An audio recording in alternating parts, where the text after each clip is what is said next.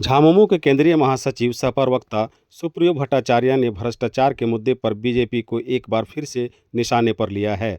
Party कार्यालय में आयोजित एक प्रेस कॉन्फ्रेंस में भट्टाचार्य ने सवाल उठाते हुए केंद्र की भाजपा सरकार से पूछा कि जब प्रधानमंत्री आपदा राहत कोष अस्तित्व में है तो पीएम केयर फंड बनाने की क्या जरूरत आन पड़ी।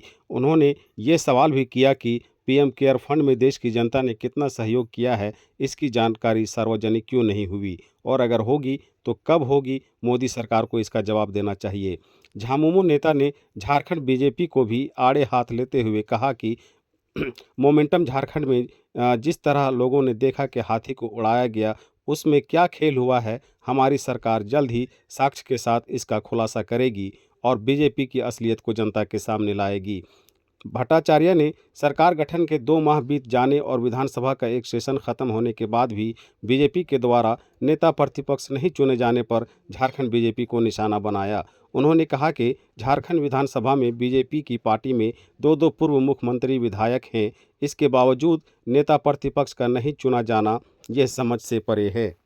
उन्होंने सीजीएल परीक्षा में गड़बड़ी और कोरोना काल में वैक्सीन घोटाले पर भी सवाल उठाते हुए बीजेपी को जमकर कोसा है। मैं भारतीय जनता पार्टी के नेताओं से बड़ा विनम्र अनुरोध करूंगा।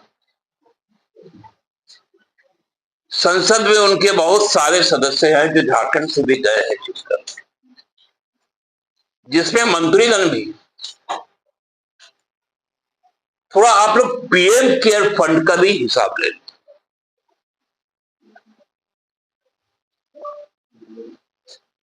प्रधानमंत्री आपदा राहत कोष के रहते रहते अचानक से पीएम केयर एक फंड तैयार हो जाता है, एक ट्रस्ट तैयार हो जाता है और वो नॉन अकाउंटेबल हो जाता है,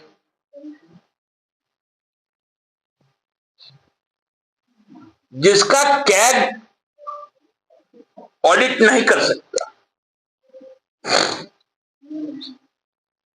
आप उसका हिसाब नहीं ले सकते। ये पीएम केयर फंड में कितने पैसे आए,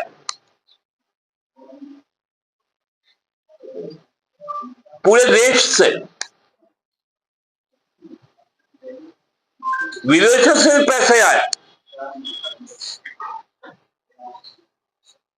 पहले तो इलेक्ट्रोल बॉन्ड के बारे में बात हुई। जब सुप्रीम कोर्ट ने हस्तक्षेप किया तो जब वो सामने खुल कर आया तब भाजपा का घोटाला सामने आ गया।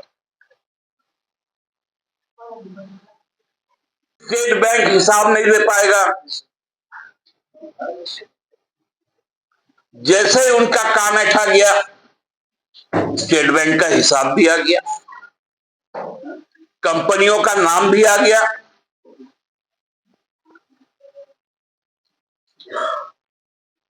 जो कोरोना के नाम पे सबसे बड़ा भ्रष्टाचार जो वैक्सीन का हुआ, आधार पुण्य वाला का,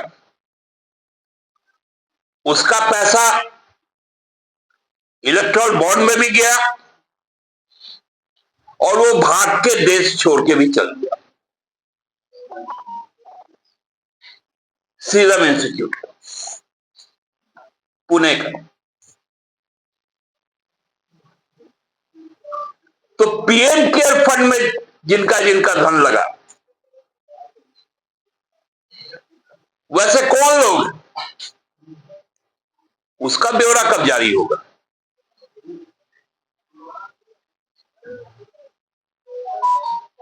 आज 3 बरस से भी ज्यादा बीत गया कोरोना काल के खत्म हो जाने के बाद। आज तक पेट्रोलियम प्रोडक्ट पे कोरोना का सेस लगता है।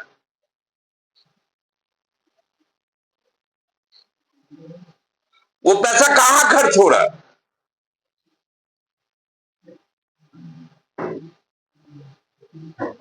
भाजपा को तो बताना पड़ेगा ना। हम तो खोज रहे हैं मोमेंटम झारखंड का खर्च जो हाथी उड़ा था, बहुत जल्द आएगा।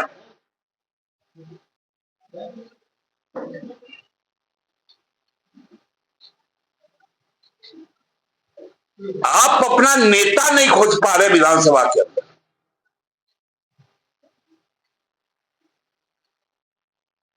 सुप्रीम कोर्ट तक को हस्तक्षेप करना पड़ रहा। दो पूर्व मुख्यमंत्री वहां पर विधानसभा में उपस्थित है, लेकिन नेता विहीन। 60 बार के विधायक वहां पर उपस्थित है लगातार, लेकिन वो नेता नहीं बन पाएंगे।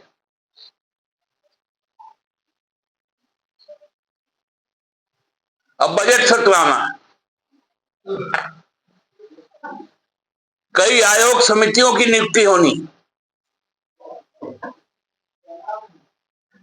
अरे भैया, पहले नेता को खोजो,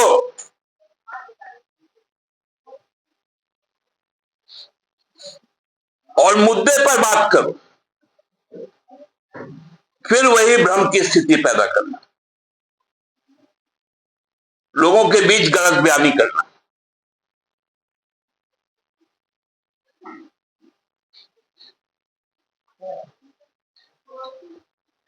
ये अब एक्सपोज हो चुका। हम लोग खुलासा भी करेंगे, क्योंकि अभी ये मामला सब जुडिस है सीजीएल का, कि किस प्रकार से सीजीएल को भारतीय जनता पार्टी ने यहां लोगों के, यहां के छात्रों के साथ, यहां के युवाओं के साथ छल किया, पूरे तथ्य और साक्ष्य के साथ। अब इनको एक्सपोज करने का समय आ गया। बहुत बहुत धन्यवाद। जो सबसे ज्यादा बार का विधायक है, उसको बोलता है लोग नेता नहीं मानेंगे। तो ठीक है, 4.5 साल तक हम लोग भी प्रतिपक्ष में ही नहीं रहेंगे।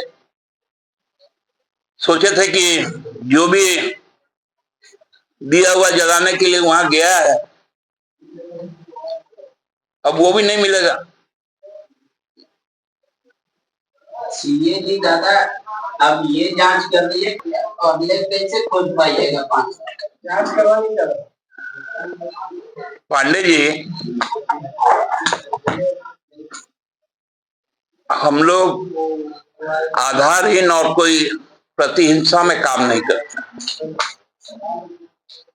सरकार के जो भी पैसे हैं, वो पैसे को हम ढूंढ निकालेंगे। उस वक्त में किस प्रकार से सरकार चली आप भी जानते हैं। 2 साल कोरोना और 3 साल केंद्रीय जांच एजेंसी।